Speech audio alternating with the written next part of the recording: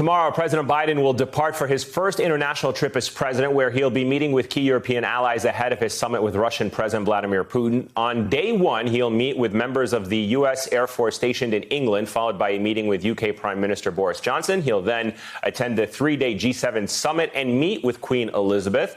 He'll then meet with NATO allies, their first summit since 2018, and separately with Turkish President Recep Tayyip Erdogan. Next on his agenda, the summit with EU leaders, and he'll wrap up his trip with a meeting in Geneva with Russian President Vladimir Putin on June 16th. Joining me now is Richard Haass, president of the Council on Foreign Relations and author of the book, The World, A Brief Introduction. Quite the foreign policy agenda here with our European allies. Give us the big objectives of the Biden administration when you kind of look at the different pockets of meetings he has scheduled. Well, what's odd is the two biggest objectives on the surface, Eamon, seeming consistent with this trip. One is that foreign policy ought not to take precedence over domestic policy. And second of all, within the realm of foreign policy, the principal focus is China. But what you're seeing here is in some ways a message that allies are at the center of American foreign policy again. It's not a unilateral administration. And so whether we're dealing with Russia or with China, the president wants to do it from a foundation of what historically have been our strongest and closest allies, those in Europe. And speaking of our closest allies, you know, when you kind of look back a little bit, in just 3 months from now, the U.S. will mark its 20th anniversary of the September 11th attacks. Of course, we all recall that just hours afterwards, NATO invoked Article 5, which is like the raison d'etre of the organization, which basically says any attack on one member is an attack on all. A lot has changed in the 20 years since then. Do you think NATO needs to adapt to today's challenges? Well, the short answer is yes. It needs to think about such things as cyber. The real challenges are not simply good old-fashioned military items. NATO, after the end of the Cold War, began to talk about out of area. So it needs to think about global challenges, whether it's Iran or obviously China. We also need to adjust the changes in the U.S.-European relationship, and that's a problem for NATO. Under the Trump administration, the U.S. introduced a significant degree of unpredictability into NATO. What you just mentioned, Article 5, a lot of Europeans were asking, is the United States still willing to live by it, to be there for us?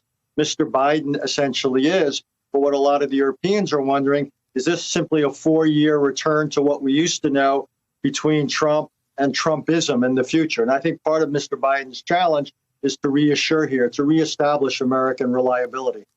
I know you mentioned that this administration wants to focus on domestic policy, but in some cases, like when you're dealing with Russia, you can't just ignore it, given the fact that Russian hackers like Dark Matter and others are attacking the United States. The president is wrapping up his trip with a meeting with Vladimir Putin. Do you think it's possible to make tangible inroads for U.S.-Russia relations in this meeting? Is it possible? Sure. Is it likely? Sorry to say no. This is not a summit of the old U.S.-Soviet days where there's a clearly defined agenda, all sorts of agreements that have been drafted, ready to be signed. This is more an agree to disagree conversation where the United States and Russia will probably each introduce mainly their concerns about the other's behavior. The president will talk about the incarceration of Mr. Navalny and other political prisoners. He'll talk about what's happening in Ukraine and so forth. Now, maybe, just maybe, once we get through all that, including the cyber issues, there's the possibility that they could say find some areas where they might agree on the future of nuclear arms control, maybe certain things, say, on Iran or Afghanistan.